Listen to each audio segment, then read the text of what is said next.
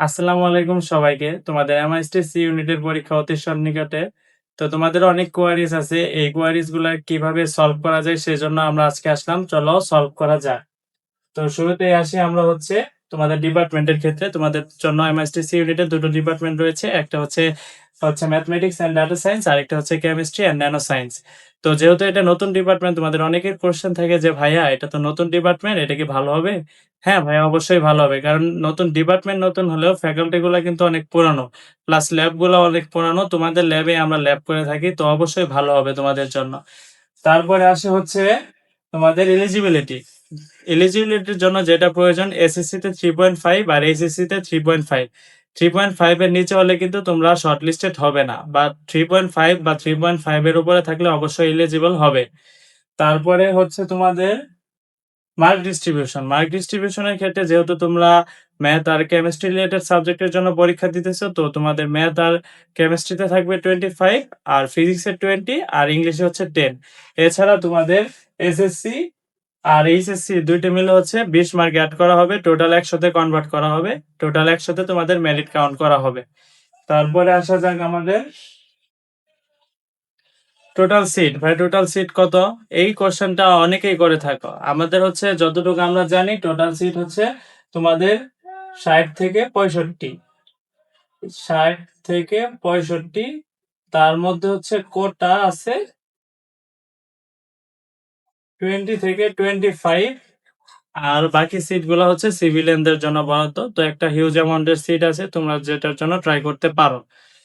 তারপর হচ্ছে calculator. Calculator allowed কিনা? আমাদের কাছে যতটুকু ইনফরমেশন আছে আমরা জানি যে ক্যালকুলেটর অ্যালাউড। তারপর হচ্ছে তোমাদের নেগেটিভ মার্কিং। ভাই নেগেটিভ মার্কিং আছে কিনা? যেহেতু তোমরা এমসিকিউ সিস্টেমে পরীক্ষা দিতেছো, অবশ্যই নেগেটিভ মার্কিং আছে। প্রত্যেকটা এমসিকিউ ভুলের জন্য তোমাদের 0.25 মার্ক করে কাটা যাবে। বাট সেকেন্ড টাইম যারা পরীক্ষা দিতেছো তাদের কোনো মার্ক কাটা যাবে না। তারা হচ্ছে ফার্স্ট টাইমারদের সাথেই পরীক্ষা দিতে পারবে সেম মার্কে।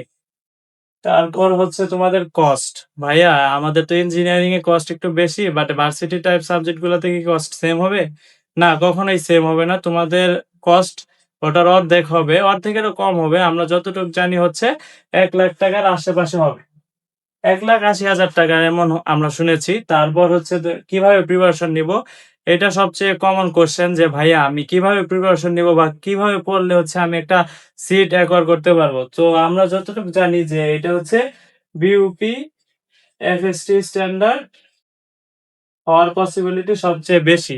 তাছাড়া মোটামুটি বলা যায় ভার্সিটি স্ট্যান্ডার্ড হবে। তোমরা কিভাবে প্রিপারেশন নেবে সেজন্য বলতে গেলে হচ্ছে, first of all BUP, FST standard, এই স্ট্যান্ডার্ডে ফলো করবা। তারপর হচ্ছে সাস্ট। সাস্ট স্ট্যান্ডার্ডটা একটু দেখবা। তারপর হচ্ছে ফিজিক্স, কেমিস্ট্রি ২ টা মেইন বুকের লাস্টের এমসিকিউ গুলা তোমরা সলভ করার ট্রাই করবা। লাস্ট অফ অল যদি সময় থাকে, উদ্ভাস ভার্সিটি কোয়েশ্চেন ব্যাংকটা তোমরা সলভ করে যাবা। তাহলে তোমাদের প্রিপারেশন ভালো হবে। আচ্ছা, যদি তোমরা অ্যাডভান্স লেভেলের প্রিপারেশন নিতে চাও, তাহলে হচ্ছে আমাদের এমআইএসটিসি ইউনিটের জন্য একটা ডেডিকেটেড কোর্স রয়েছে, যেখানে হচ্ছে অফলাইন এক্সাম হবে ৪ টা, অনলাইন এক্সাম হবে ১২ টা। এছাড়াও রয়েছে MCQ solve class ১২ plus mentorship ও গাইডলাইন। তো এ সম্পর্কে বিস্তারিত জানার জন্য আমাদের একটা ভিডিও আছে, তুমি চাইলে ভিডিওটা দেখতে পারো। এছাড়া আরো কিছু জানার প্রয়োজন হলে তোমরা কমেন্ট বা আমাদের ইনবক্স করতে পারো, আমরা সেগুলো রিপ্লাই দেওয়ার ট্রাই করব। সবাইকে ধন্যবাদ।